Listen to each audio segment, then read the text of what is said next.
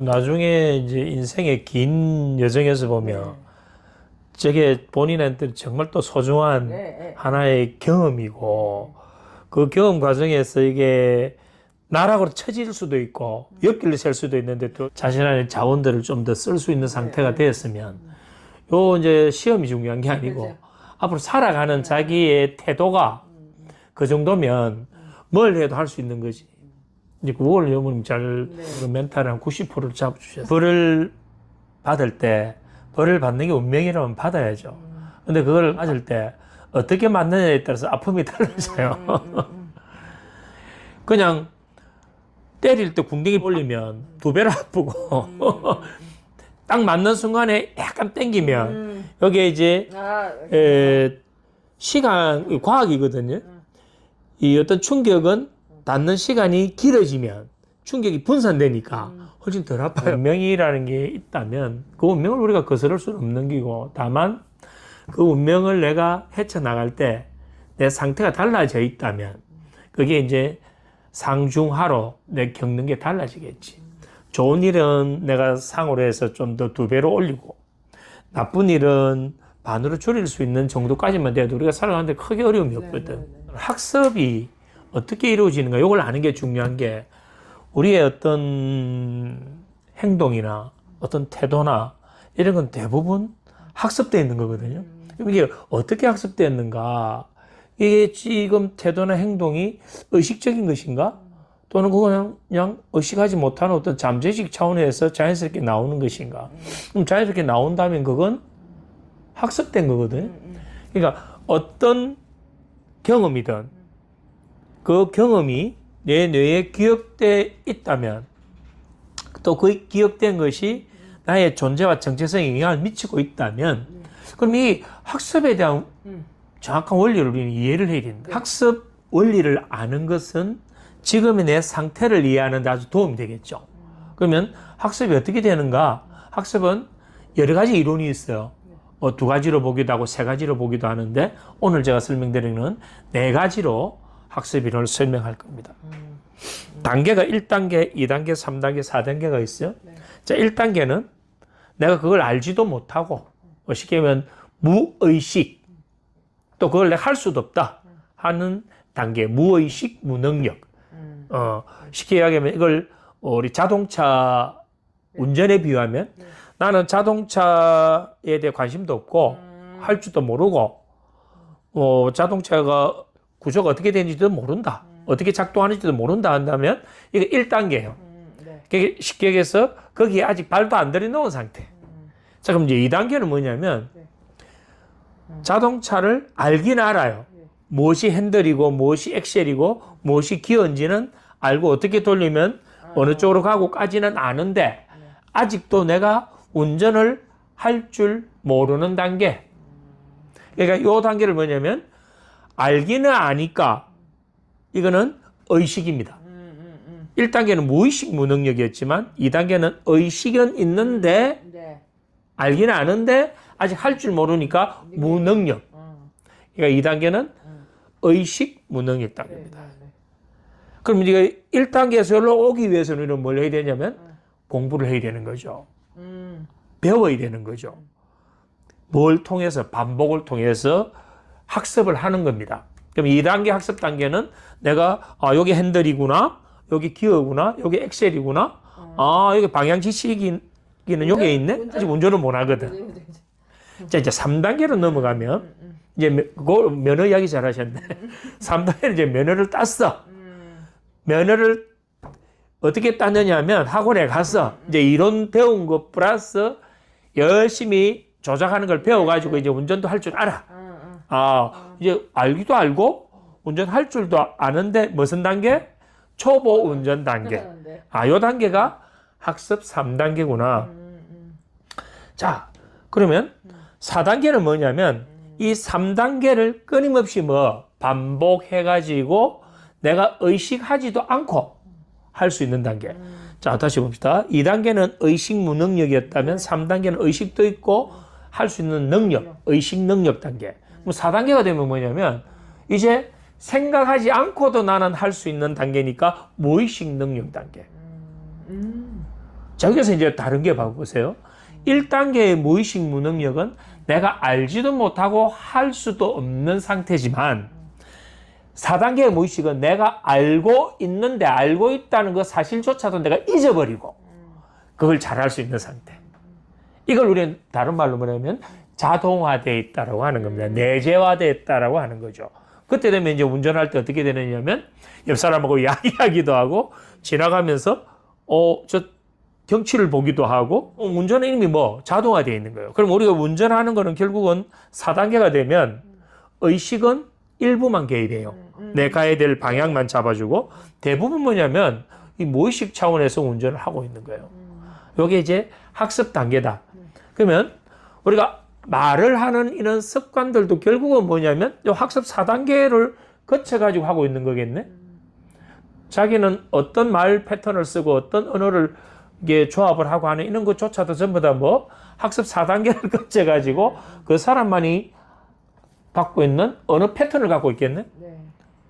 사고 패턴도 마찬가지 않을까요? 행동 패턴도 마찬가지 않을까요? 네. 그것이 반복되면서 그 사람의 존재와 정체성을 만들기 때문에 여기 이 구조를 본다면 우리는 어떤 학습을 반복하는 것가 정말 중요하지 않나요? 왜냐면 우리가 갖고 있는 대부분의 이런 태도, 행동, 습관들은 전부 다 뭐 이 학습 4단계를 거쳐서 이미 뭐 돼 있다고 보는 겁니까? 자동화되어 있는 겁니다.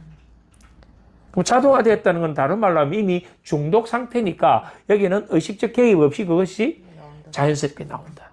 우리가 목욕탕 가서 목욕을 하면 그 사람만이 갖고 있는 일정한 패턴이 있어요. 그렇죠. 그 패턴이 뭐냐면 이미 끊임없는 반복을 해서 자동화되어 있는 거예요. 사람이 밥을 먹을 때 보면 밥 먹는 패턴이 딱 달라요. 저 사람은 숟가락을 한 번도 안 쓰는 사람이 있단 말입니다. 어떤 사람은 숟가락으로 계속 먹는 사람이 있어요.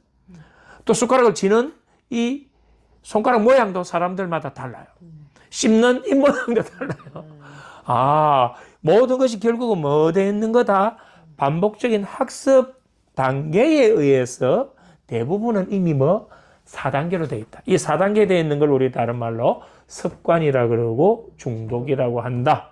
그럼 이건 고칠 수 있는가? 고칠 수는 있지만 어렵다. 이렇게 표현하면 어렵지만 고칠 수 있다. 왜? 습관이라는 것은 쉽게 고쳐지는 게 아니에요. 왜? 학습 4단계 이론으로 딱 본다면 얼마나 반복을 많이 했으면 이게 생각하지도 않고 그게 자동적으로 일어날까. 우리가 도둑질을 한다. 도벽이라 그러잖아요.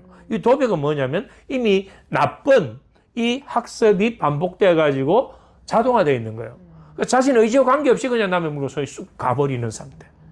게임도 도박도 어떤 약물 중독도 알코올 중독도 뭐 니코틴 중독도 전부 다 뭔가 하면 학습된 거예요. 처음부터 그런 나쁜 중독이 있는 게 아니거든. 반복해버리면 우리 뇌는 그와 관련된 물질이 계속 분비가 되고 그 상태를 유지해야 되잖아. 그럼 그와 관련된 회로가 굵게 형성되고 그것이 뇌 내에 고차원적인 뇌로 올라와 버리면 그게 모든 순위의 우선이 돼버리거든요. 네.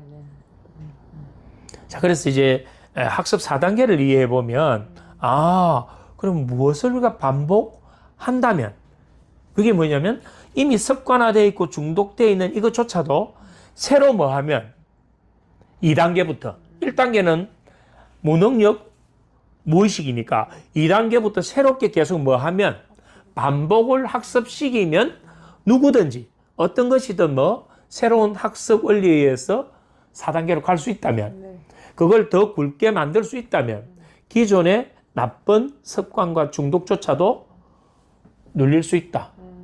벗어날 수 있다. 극복할 수 있다. 이렇게 이제 보는 거예요. 상태란 마음의 상태, 몸의 상태, 감정이나 정서의 상태. 우리가 이 NLP에서는 주로 감정과 어떤 정서적인 부분을 포커스에 맞춥니다. 근데 조금 더 넓게 가져야 돼요.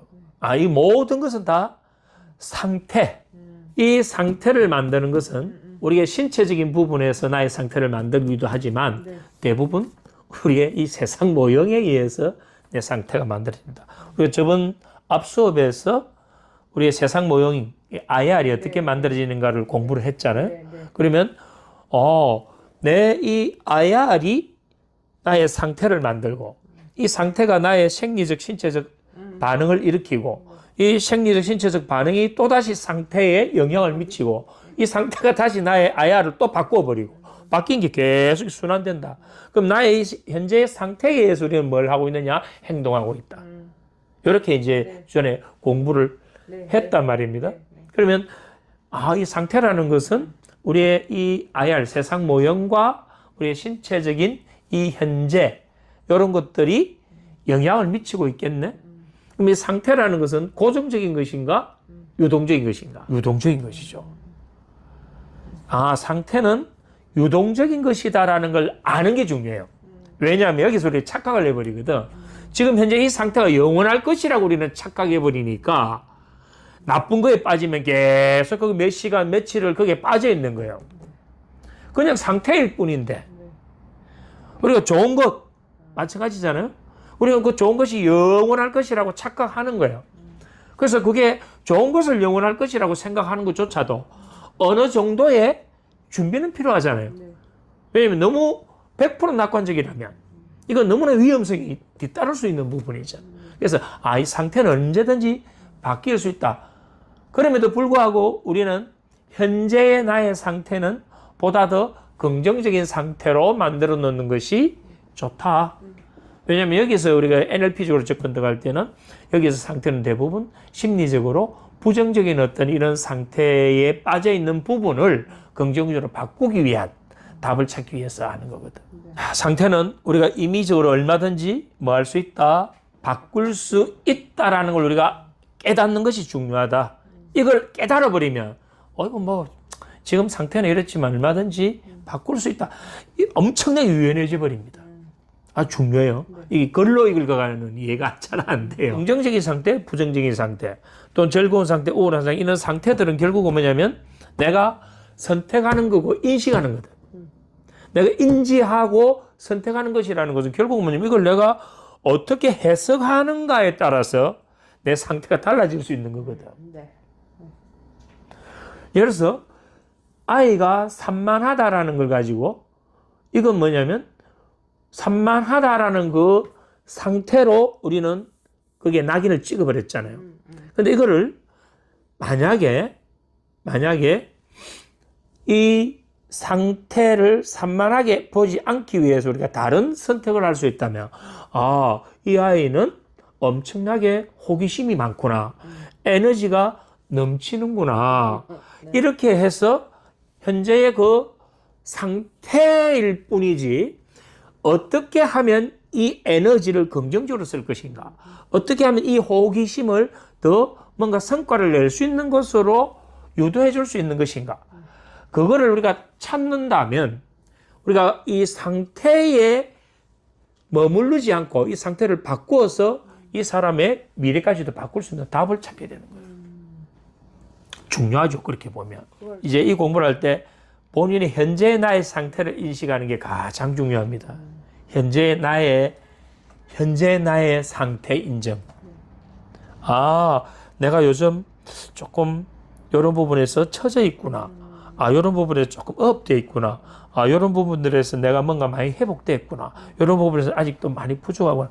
그 상태를 안다면 우리는 뭘 할 수 있습니까? 새로운 학습을 통해서, 새로운 선택을 통해서 얼마든지 그 상태는 바꿀 수 있다.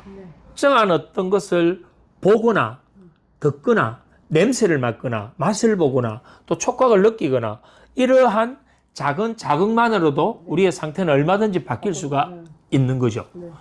아름다운 꽃을 보게 되면 갑자기 내 상태가 확 바뀌어버립니다. 스트레스 받고 있었는데 아름다운 꽃을 보는 순간 뭔가 상태가 확 긍정적으로 바뀌어버려요. 내가 뭔가 기분이 안 좋았는데 좋아하는 음악을 탁 듣는 순간 뭔가 기분이 확 풀려버려요. 내가 기분이 안 좋았는데 내가 평소에 좋아하는 그 노즈마리나 또 뭐죠? 이 허브 식물이 대표적인 한 5가지가 있어요. 애플민트 그거 아니야? 페퍼민트, 캐모마일, 유칼립투스, 그 다음에 노즈마리, 라벤더. 식물에 그 허브 향을 맡는 것만으로도 내 상태는 확 바뀌어버려요. 실제로 그걸 가지고 뭐 릴렉스 향을 만들기도 하고 또 뇌를 자극해서 집중력이나 마음의 심리적인 안정감, 불면증, 우울증 이런 것까지도 향기를 가지고 치료하는 향기 치료라는 것도 있거든요. 또 그것 보이겠습니까? 기분이 좀 물쭉했는데 내가 그렇게 좋아하는 회를 먹으러 갔다. 아니면 소고기를 먹으러 갔다. 아주 맛있는 걸 먹을 때도 우리는 상태가 바뀌어버립니다. 그리고 운동을 하는 것만 해도 상태가 바뀌고. 그럼 여기서 우리가 상태의 개념을 잘 보니까 어떠한 상태든 내가 뭐 할 수 있다. 선택할 수 있는데 우리는 특정한 상태에 머무르면 그 상태를 유지하기 위해서 뇌에서 관련된 물질을 분비하고 신경망을 활성화시켜보니까 그 상태에 계속 고착화되려는 성향을 갖고 있는 거예요. 그것 때문에 그것이 좋은 거라면 괜찮죠. 그것이 좋은 것이 계속 유지된다면 그걸 우리는 뭐라고 하면 기저선이라고 그래요. 기저선은 익숙하고 편안한 그 상태가 좋은 걸로 계속 유지되고 있다면 기저선이 좋은 걸로 유지되고 있다면 그건 나에게 도움되는 거예요. 그래서 그걸 우리는 뭐라고 하면 기저선 상태라고 해요. 왜 상태를 붙였느냐면 상태는 아까 우리가 뭐라고 했습니까? 유동적이다. 기저선조차도 상태네? 그러면 사람들마다 그 기저선은 다 다르거든요. 어떤 사람은 항상 불안한 기저선 상태를 만들고, 어떤 사람은 우울한 걸 만들고, 어떤 사람은 활력 있는 걸 만들고, 어떤 사람은 좀 안정적인 걸 만들고, 그럼 그 기저선조차도 상태니까 얼마든지 바꿀 수 있다. 이게 이제 중요한 겁니다. 바꿀 수 있다. 자, 그럼 우리가 바꾸는 데 있어서 방법이 있을 거잖아요. 이제 첫 번째 방법이 이제 여기서 이제 실질적으로 우리의 상태를 바꾸는 구체적인 이제 방법이에요. 자, 제일 첫 번째가 역할 모델입니다. 한 인간의 현재의 상태는 과거에 어떠한 학습과 경험을 했는가, 그것이 반복되어 가지고 어떻게 자동화되어 있고 습관화되어 있고 중독되어 있는가의 관점에서 본다면, 역할 모델이라는 것은 뭐냐면 이 사람의 이 현재 상태는 과거의 부모가 했던 생각이나 감정이나 행동을 보고 그대로 학습한 거다.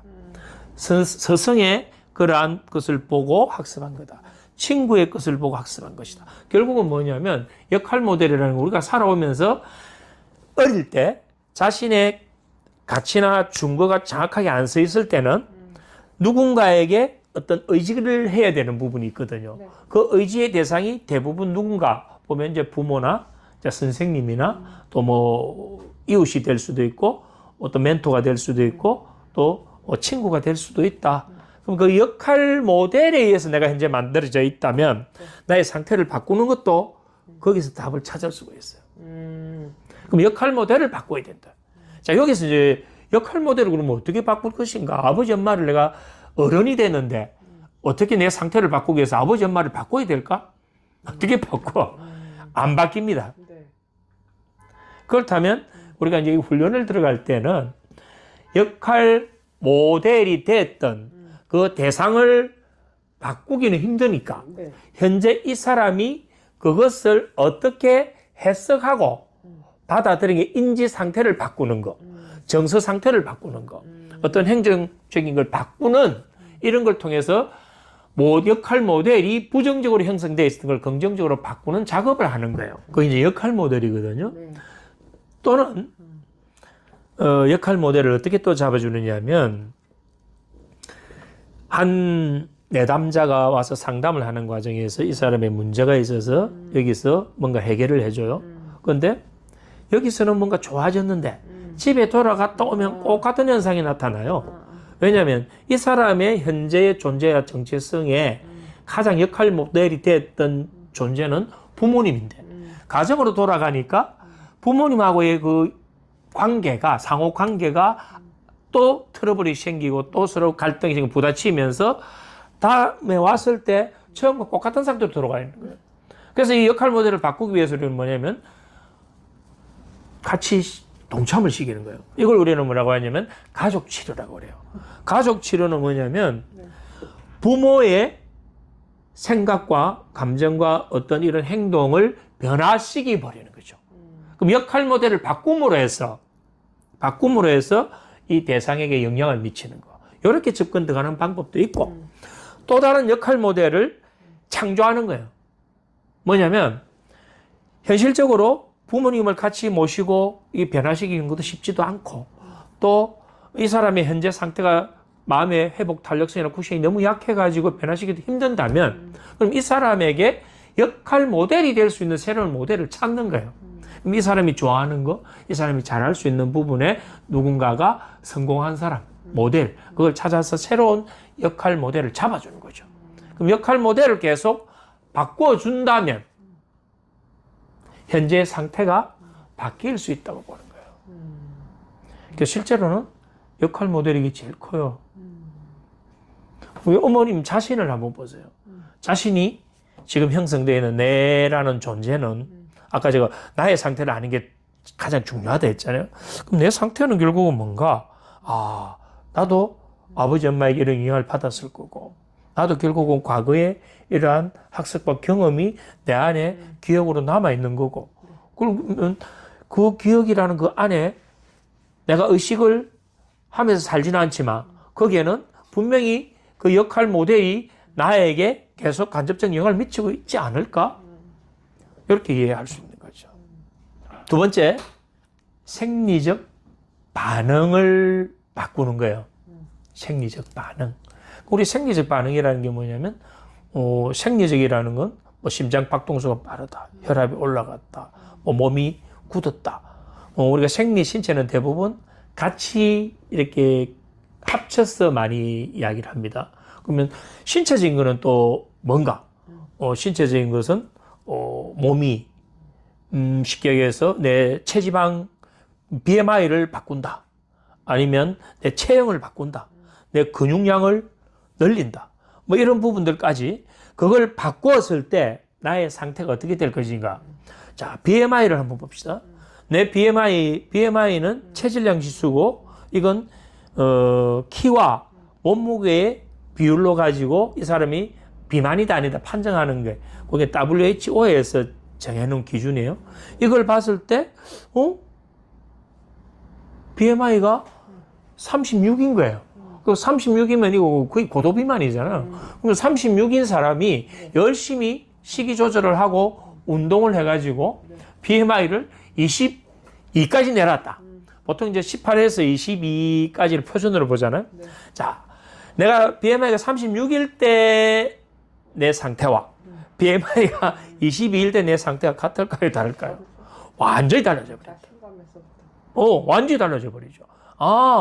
나의 상태를 바꾸는 것은 신체를 바꿔도 되고 내 생리적인 상태를 바꿔도 된다. 그래서 호흡 훈련을 시키는 이유가 뭐냐면 현재에서 뭐를 바꾸는 거예요? 상태를 바꾸는 거예요. 긴장돼 있고 스트레스 받고 뭔가 불안한 걸 릴렉스한 상태로 계속 상태를 바꾸는 거예요. 이완 훈련, 호흡 훈련, 자율 훈련 전부 다 뭐 하는 거냐면 상태 바꾸는 겁니다. 그 상태를 왜 바꾸느냐? 지금 현재 이 사람의 상태가 과거의 학습과 경험에 의해서 반복된 것이 이 사람을 너무 확 조여매고 있거든. 너무 경직되어 있고 너무 굳어 있고 너무 스트레스 상태에 있으니까 이 상태를 바꾸기 위해서 뭐 생리적인 부분, 신체적인 부분에 접근 들어가서 이걸 바꾸어버려요. 현재 상태를. 현재 상태를 계속 바꾸어버리면 현재의 상태가 바뀌면 과거의 팩트는 바뀌지 않지만 그 과거 경험에 대한 내 정서가 바뀝니다. 왜? 나는 현재로 내 상태에서 모든 걸 과거를 비추는 거고 미래를 비추는 거거든. 그러니까 내가 현재 상태가 아주 긍정적인 상태면 과거의 부정적인 것까지도 미화시키거나 추억으로 만들어버립니다. 쉽게 얘기해서 군대 생활을 하면 남자들은 정말 힘들거든요. 그 힘든 군대 생활을 할 때는 빨리 제대하고 싶은 게 똑같은 마음이잖아요. 근데 제대하고 나서 하는 말이 나는 이제 군대 부대 쪽을 보고 소변도 안 볼 거야 라고 했던 사람이 한 5년, 10년 지나면 자기 이제 사회적으로 좀 여유가 있고 성공을 했습니다. 경제적으로도 안정이 되고 그때쯤 돼서 이제 한 10년 전에 군대 생활을 회상하면서 뇌에서 뭐 하는지 아세요? 현재의 자신의 상태에서 뇌에서는 조작을 합니다. 이걸 조작이라고까지 안 하지만 주로 편집이라는 단어를 써요. 조작적 편집하는 거야, 어떻게 보면. 편집해가, 그때 말이야 하면서 자기를 괴롭혔던 고참이 있었는데 그 고참조차도 뭐 보고 싶어지는 거예요. 이게 우리 인간의 뇌예요. 뭐를 바꿨죠? 현재 상태에 따라서 과거의 그 팩트는 그대로 있는데 그전에는 그 사람이 그렇게 미웠는데 고참이 지금은 고참이 그리워지는 상태까지도 바뀔 수 있다. 현재 상태를 바꾸면 우리의 과거까지도 바꿀 수 있다는 걸 안다면 현재가 정말 중요하지 않을까요? 자, 그 다음에 생각을 바꾼다. 생각. 입장 바꾸고 나서 우리가 생각해보자는 거. 내 입장에서 생각하니까 내가 지금 화가 나는 상태가 돼 있는 거예요. 근데 상대 입장에서 생각해보니까 이거 사실 화날 일도 아니고 충분히 그럴 수 있네? 뭐가 바뀌어버렸나요? 생각만 바꿨을 뿐인데 내 상태가 바뀌어버린다. 이거는 우리가 살아가면서 많이 겪어보잖아요. 생각 하나 바꾸었는데. 근데 우리는 대부분 그 생각에 의해서 모든 것이 일어나지 않나요? 그럼 만약에 내가 지금 스트레스 상태다. 내가 우울한 상태다면, 내 역할 모델을 바꿀 수도 있고, 생리적, 신체적 어떤 상태를 바꿀 수도 있고, 내 생각을 바꿀 수도 있네. 이걸 바꾼다면 지금의 내 문제 상태에서 안 좋은 상태에서 긍정적인 상태로 확 바뀔 수가 있겠네. 그 다음에 언어의 변화요. 언어의 변화. 내가 과거에 어쨌든 간에 지금 현재 내가 사용하는 언어가 어떤 언어를 쓰는가. 우리가 말이 그만큼 중요하다는 것은 귀에 딱지 않도록 들었거든. 말은 파워를 갖고 있다. 말이 현실을 만든다. 계속 이야기하잖아요. 그러면 내가 지금 여기서 부정적인 말을 계속 많이 사용하게 되면 부정적인 회로를 활성화시키죠. 부정적인 그 감정을 일으키는 물질이 계속 분비가 되겠죠. 그러면 그 부정적인 그러한 나의 상태를 만들어 버리겠죠. 뭐에 의해서? 우리의 말에 의해서. 그러면 이 말을 긍정적으로 바꾸면 어떻게 될까요? 내가 좋은 이야기를 하고 긍정적인 이야기를 하고 낙관적인 이야기를 하고 희망적인 이야기를 하고 계속 좋은 말을 반복한다면 그와 관련된 기업 회로가 활성화되고 물질이 분비가 돼서 내 몸과 마음이 전부 다 긍정적인 상태로 바뀌어버리는 거예요. 우리 말 한마디로 우리의 상태를 바꿀 수가 있습니다. 그래서 같은 말이라도 죽겠다는 말보다 한번 해보자. 힘이 난다. 이렇게 하는 게 결과를 떠나서 좋아요. 근데 사람들은 대부분 부정적인 말을 더 많이 쓰죠. 안 될 것 같은데, 안 될 거야. 왜 그런지 아세요? 비겁해서 그래요. 왜 비겁한가? 결과에 안 좋은 결과가 나왔을 때 내 상처 있는 걸 두려워가지고 현실에서 미리 매트리스 까는 작업을 계속 하는 거예요. 근데 실제로 내가 부정적인 이야기를 하면 반드시 그게 부정으로 나오지도 않고 긍정으로 나오지도 않아요. 다만 부정적인 말을 많이 쓸 때 부정적인 결과가 나올 가능성이 더 높습니다. 왜냐하면 그 부정적인 언어가 내 상태를 부정적으로 만들기 때문에 내 상태가 부정적이면 부정적인 사람들과 부정적인 환경과 연결을 많이 지어가지고 부정적인 결과를 만들 가능성이 높아진다. 100%는 아니더라도. 그걸 바꿔서 이야기하면 내가 지금 여기서 긍정적인 말 할 수 있다 하면 되지 뭐. 너 내일 더 좋은 일이 있을 거야. 한번 해보자. 계속 긍정적인 말을 쓰면 그것이 100% 긍정의 결과를 넣지는 않는다 하더라도 최소한 내 상태는 긍정적인 상태로 만들어 놨다. 그 말입니다. 내가 긍정적인 상태라면 긍정적인 사람들하고 연결을 짓고 또 그 사람이 긍정적인 아니든 관계없이 내가 긍정을 주니까 저 사람이 부정적인 사람이라도 긍정으로 돌아올 거고 긍정적인 환경과 연결을 지으니까 더 많은 기회를 끌어당길 수 있으니까 성공의 확률을 높일 수 있다. 그래서 우리는 말을 바꾸는 것만으로도 내 상태를 바꿀 수 있다. 여기까지만 해도 내가 우울할 필요가 있을까요? 스트레스 받을 필요가 있을까요? 뭐 정말 한심한 거잖아요. 어떻게 보면 이 원리로 보면 우리 뇌는 착각의 챔피언인데 현재의 내 상태를 결과가 어떤 게 오든 내게 앞으로 닥칠 어떤 위험이 어떤 것이 있든 내 상태를 긍정적으로 만들어 놔야 그 위험이 닥쳤을 때 대처할 수 있는 능력이 좀 더 나아지지. 근데 우리는 미리 미래에 다가올 좋지 않는 일을 현실로 가져와 가지고 과대 키우는 거예요. 키워가지고 미래의 이런 불안들을 지금 여기서 양껏 느껴가지고 실제 그 일이 닥쳤을 때는 대응하지도 못하는 완전 무기력한 상태에서 그냥 내려앉아 버리는, 얼마나 그거 불합리합니까? 비합리적입니까? 자, 그래서 우리는 이걸 바꿀 수 있다. 우리 행동을 바꾸는 것도 마찬가지예요. 내가 이렇게 꾸준하게 걸어 다닐 때하고 가슴을 쫙 펴고 힘있게 걸어 다닐 때 달라집니다. 사람을 내가 이렇게 볼 때하고 쫙 고개 덜거리 쳐다볼 때 달라집니다. 내 상태가 달라지면 다른 사람도 달라지고 세상도 다르게 보이는 거예요. 내 상태가. 그래서 행동을 바꾸어도 우리의 상태는 바뀐다. 바꿀 수 있는 게 너무 많네. 더 간단한 방법도 있어요. 내가 이쪽을 보고 있을 때 지금 스트레스 받고 뭔가 걱정이 돼. 열로 딱 보고 와, 좋아지는 거야. 창경씨를 보고 있으니까 스트레스 받고 열받아. 걱정돼. 도영이 보고 있으니까 갑자기 기분이 좋아져. 그런데 내가 이거를 나쁘다고 하지는 않습니다. 왜냐하면 그거조차도 필요한 거고.